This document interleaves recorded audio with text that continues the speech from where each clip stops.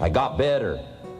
I got better day by day and week by week and month by month, and I'm asking you to do the same thing until you can develop a long arm and a long reach, until you can develop influence that won't quit. Touch people next year you couldn't touch this year. Touch people now you couldn't touch before. Conduct a meeting now you couldn't conduct before.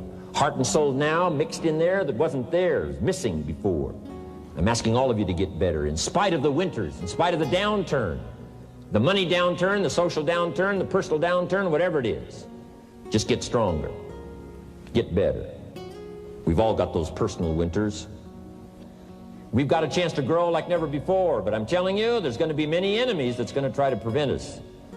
As soon as you plant the garden, the busy bugs and the noxious weeds are out to take it, and you've got to learn not only to nourish your values, you've got to learn to do battle with your enemies. Whatever threatens you, I'm asking you to threaten it back. Take care of your responsibility, but don't take anything off of anybody. Somebody wants to destroy your chances for a good future by their negative talk, negative thinking, putting it all down. I'm telling you, walk away if you have to. Walk away. Whatever threatens you, threaten it back. Whatever threatens your opportunity, threaten it back. Now, some of our enemies are on the outside, but here's the most important thing to understand. Some of our enemies are on the inside. Let me give you a quick list. Indifference. You got to do battle with your own indifference. Boy, it's easy to coast, especially if you've accomplished something, extraordinary. Now, somebody says, well, I got to relax. Here's the key. Not too long. The weeds will take all you plant if you rest too long. Don't rest too long. Indecision. You got to make those decisions. The ones that don't turn out to be good gives you experience to make better decisions. Don't let much time go by without making some decisions. The ones that you can make quickly, make them quickly. The ones that take time, take your time. But get those decisions made. Don't let indecision be an enemy, rob you of the future, empty your bank account, leave you with zero in the purse. Don't let that happen. The next one is doubt. Sure, there's doubts on the outside. People doubt that America's going to make it. People doubt that Europe's going to make it. People doubt that Russia's going to make it, that Poland's going to make it, that Czechoslovakia's going to make it. They doubt the whole world is going to make it. But I'm asking you not to pick up all those doubts. I'm asking you to have some faith, have some courage, believe, drive your doubts into a small corner. Don't let them loose like a mad dog, drive you into a small corner. Don't doubt the future. Don't doubt the possibilities. And here's the most important one of all. Don't doubt yourself. If I've got miracle working power to change my life, so do you. If I've got the ability to change, so do you. If I've got the ability to read, so do you. If I can discover, so can you. If I can grow, you can grow. If I can develop, you can develop. If I can get an invitation like I got 6 years ago, help take something around the world, so can you. I'm asking you, don't sell yourself short. I'm asking you to drive worry into a small corner. You got to worry some. All this negative stuff serves some purpose. But the key is for you to be the master, not the servant. If it's 2 o'clock in the morning and your daughter's not home yet, best you worry. In New York City, if you step off the curb and one of those yellow taxis is coming, best you worry. But here's what I'm asking you to do. You be the master of worry.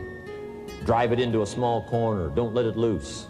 And I'm asking you to go home with some new faith and some new courage. I'm asking you, don't worry. Drive it into a small corner. We've all got concerns, and sometimes we all wonder. And sometimes there's a little crack of doubt. We worry a little, but I'm telling you, drive it into a small corner. Drive your worries into a small corner. Enemies of the mind you got to do battle with in the summer. One is pessimism that tries to get you only to see the negative side. Of course, there's the negative side. Life is part negative. What else is new? If the glass is half empty, it is half empty. You say, well, I've been only taught to see that it's half full. Well, sure, it's half full. But it's also half empty. I mean, can't you handle that? I mean, that's not too difficult. But here's what pessimism would try to get you to do. Believe that it's only half empty. And when pessimism comes to your mind, you've got to educate pessimism, because pessimism is stupid. Pessimism tries to get you to believe that it's only half empty. You got to say, pessimism, you've never been to school. Too dumb and stupid to know. Of course it's half empty, but it's not only half empty. It's also half full. I'm asking you to be in charge. Be in charge of your own mind. Be in charge of your own destiny. Do battle with your enemy in the summertime. In the summertime, you got to learn to love like a mother, hate like a father, give life like a mother, nourish, take life like a father. Father says to whatever threatens his family, take 2 or 3 more steps toward this family and threaten them, you'll cease to exist. I'm father, I kill. To battle with your enemies. Now, it's also possible to love like a father and hate like a mother. I'm not saying that isn't possible. Nothing more dangerous than an angry mother. I saw an article in a magazine a little bit ago up in Canada. It showed a man with some claw marks on his back, had his shirt off, big teeth marks in his neck. This man was out in the woods, had his flash camera, saw a mama bear with a little cub, thought, though, this is cute, took a flash picture. Mama bear takes unkindly to this flash picture. Promptly chases the man, catches him, almost kills him before somebody rescued him. So, beware, mama bear. Love like a father, hate like a mother, give life like a mother, take life like a father, however you want to arrange it, just so you nourish your values, nourish your family, nourish what's valuable for you, nourish your organization, take care of your responsibilities, feed, nourish, but then I'm also asking you to do battle with your enemies. Take sword to your enemies. Whatever's going to destroy those values, take sword to it. If it's worry, take sword to it. If it's threat, threaten back. You got to be like your bloodstream. Good illustration. Red corpuscles to nourish, like a mother. White corpuscles to fight and kill, like a father. You got to do some negative thinking, can't just think positive. Thank God for white corpuscles that think negative all day. White corpuscles say, just show me some infection, I'll kill it. Whatever threatens this body and its future gets threatened. Whatever's got to kill this body gets killed. I'm asking you, take sword to your enemies, whether they're on the outside or whether they're on the inside. Protect your family, protect your future, protect your values. Love, nourish, but also do battle with whatever's out there to do battle with you. Do battle and nourish. Now here's the last one. In the harvest time, take your harvest and all that comes your way with full responsibility. Don't complain. Complaining, I'm telling you, could ruin all of your chances. Complaining sometimes starts as an infection. If you don't take care of it, it becomes a disease. Do battle with it. Reap your harvest without complaint. It's your crop, you sowed it. You either made the calls or didn't make the calls. You wrote the letters, you didn't write the letters. You were steady or you weren't steady. You did it or you didn't do it. You put together a good day or you didn't put together a good day. Take responsibility when the harvest time finally comes and say, hey, it's my crop. Got to take responsibility for it. I do not complain. And then here's the next one. Do not apologize if you've done well. And here's 4 good words to take home. 1 is absorb. Develop the skill and the ability to absorb everything. Be like a sponge like you've been today. This has been a good, serious group. I appreciate that. Absorb everything you can. Absorb the sights and the sounds and the color. Guess what you're going to want to do? Go back home and invest this experience into other people's lives. And you can't invest it if you haven't got it. So I'm asking you to appreciate the color. I'm asking you to appreciate the auditorium. I'm asking you to appreciate what's going on here. I'm asking you to appreciate each other. Soak this all up. Soak it all up. It's called absorb, absorb, absorb. Then when you get back home, you can give out, give out, give out. And you'll have an extraordinary effect on the people that you reach out and touch. Here's the next one. Develop the ability to respond. Don't just be touched with the challenge. I'm asking you to be touched with the problem. Let people's problems get to you. Let people's problems touch your heart this year like never before. Be touched.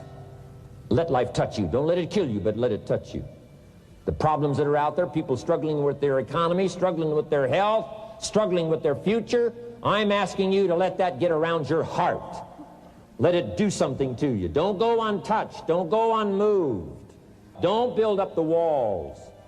The same wall that keeps out disappointment keeps out happiness and opportunity. Take the walls down. Let yourself be touched by what's going on out there. Let sad things make you sad, as well as happy things make you happy. Let your heart get touched. Here's number 3. Develop the ability to reflect. Long after this session is over, I'm asking you to go back over it one more time. I'm asking you at the end of the day, go back over your day. I'm asking you at the end of the week, go back over your week. Make that week more valuable. At the end of the month, go back over your month. At the end of a conversation, go back over the conversation. How did it go and what did you do? Learn by reflecting. I call it run the tapes again of your own experiences. And you say, why do that? Here's why. To develop the extraordinary ability to gather up the past and invest it in the future. What a next year you could have if you pay more attention this year, soak it up, gather it up, and reflect at certain times what's going on and what's happening. And this year will take a more powerful place in your experience. Then here's the last one, and that's to share. Let us reach out with a long reach, a strong reach, an unprecedented reach. Let us reach out and touch people not just with our opportunity. Let's touch people with our lives. Let's touch people with our experiences. Let's touch people with our heart and soul. But here's a commitment I'd like to have you make to me. Let's help people with their lives, not just their income. Let it be said, if they were around us 1 week, 1 month, or a lifetime, that when they got around us, not only did we talk about money, we talked about life. We talked about getting better. We talked about becoming all that you can become. We talked about picking up a challenge. We talked about not settling for less than you can possibly be.